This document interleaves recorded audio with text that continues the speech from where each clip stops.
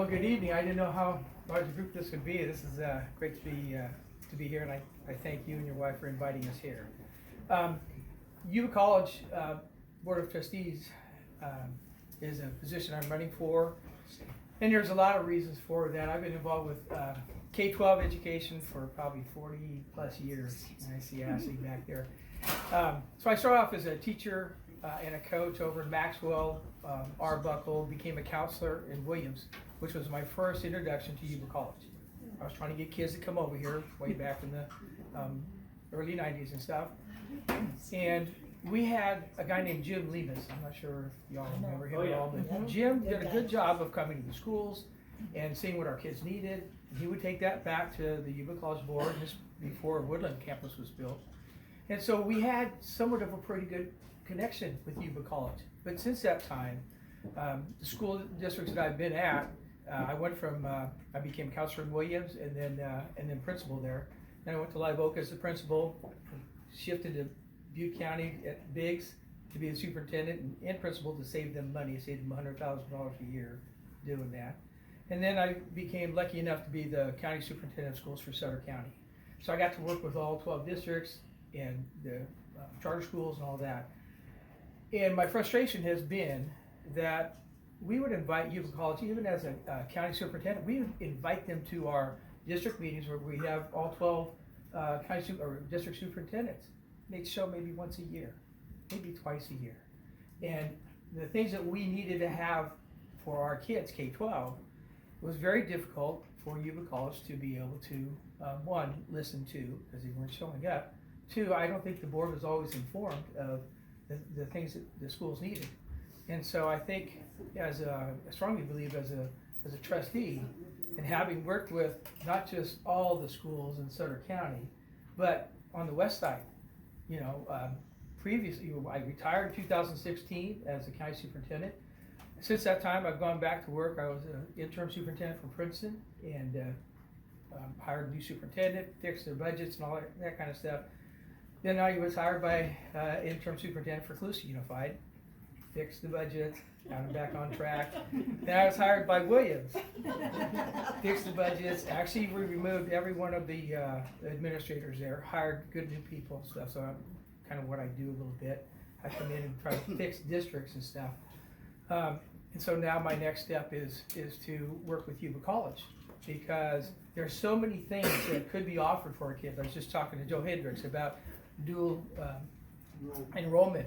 And if you look at Butte County's had dual enrollment, where kids can take high school courses and count as college. Oh, yeah. And when I was at Live Oak as a principal, we brought that up to Nikki. I'm trying to remember Nikki's last name.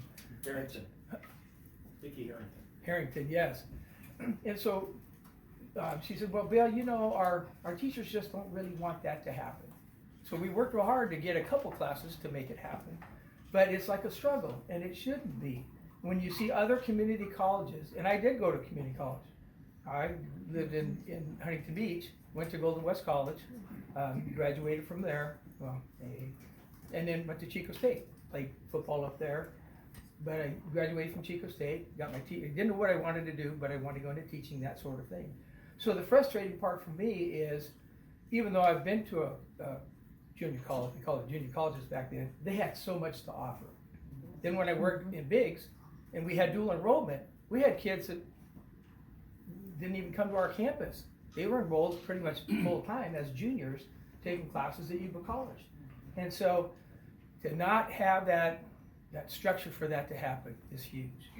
And then there's lots of other things. They have some labor negotiation issues going on, and just from what I've read, when you look at how they negotiated that or tried to negotiate that in, it's like, that's not how you work with staff.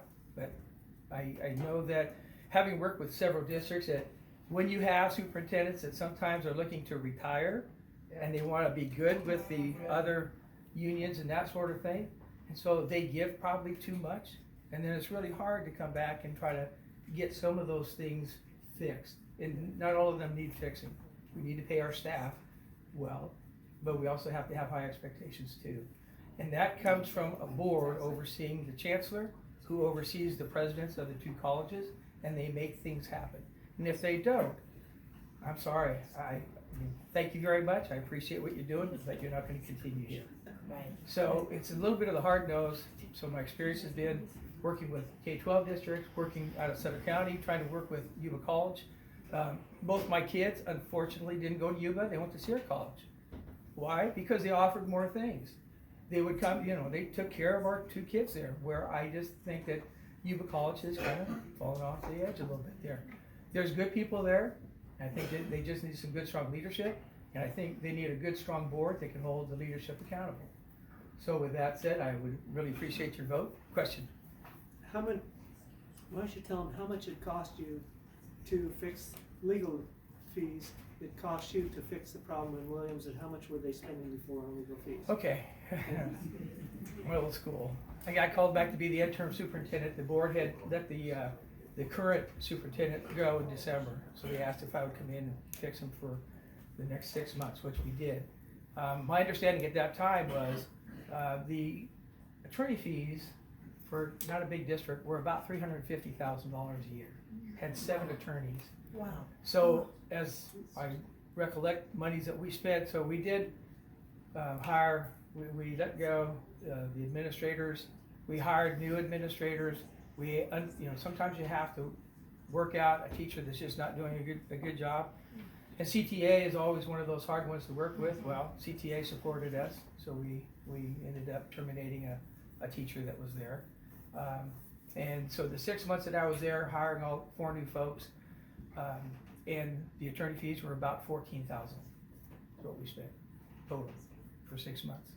So we saved them a lot of money. Yes. Yeah. So the fiscal part of me is huge. And if you're not, it's like when I went to Biggs. I mean, we were under the oversight of the county office because the monies had been misspent. And so working with Randy Meeker from the county office to go through we went through line by line budget. This is what we need, this is what we don't need. So at the end of the year, not only could we pay our salaries and stuff, but we were close to about $1 million in our surplus. Wow. So there are some things that we can do and not hurt kids. And if anything, working with like Butte College, to do more things for our kids. And I know there are 2 campuses for Woodland. Well, as a county superintendent, we have 12 districts. How do we support all 12 districts? And the last thing I'll say is, when I first went into little bragging rights, because we had great people working at the county office, that when I first went in, Bob Ginther, if you remember Bob Ginther, I said, hey Bob, would you go in and do a survey for me with the 12 district superintendents? What's going well and what suggestions do you have? And is it thumbs up or thumbs down for the county office? So we had 1 thumb up, 11 thumbs down out of the 12 districts. After 1 year, working with our staff, creating good communication skills and all kinds of other things, working with our districts much more openly, at the end of the first year, we had 12 thumbs up. And that's how we kept it, each and every year. And so our job as county superintendent is to work with all 12 districts to make sure they get the financial part, because we approved all their budgets. We have a great HR group that, we do credentials for teachers and everything else. And I think what was lacking was just that connection with all 12 districts. It didn't matter if you're Yuba City or Meridian. It doesn't matter your size. Everyone needs help. And personally, I think some of the smaller districts need more help than the large, but we're still there to help all the schools and stuff. Same thing for Yuba College. It still works the same way. So with that said, I appreciate you inviting me here. Vote for Bill Cornelius. Bill, you want to come up and say that again? What you just said? Yeah. Something I forgot. How do you follow that? No, but we were just talking about Eric Pomeroy. Those of you that knew Eric Pomeroy, one of his big things that he strongly believed in was, we used to call it vocational ed, but it's career tech. And so everywhere that I've been, that's been huge. We want kids to be prepared for college, for going out to work, going in the military, having options, but being able to have options and stuff. And so yes, I believe in having as many kids as we can for going to college, but also vocational training and stuff. Yuba College, I know Eric Pomeroy was huge on working with Yuba College on vocational or career technical education.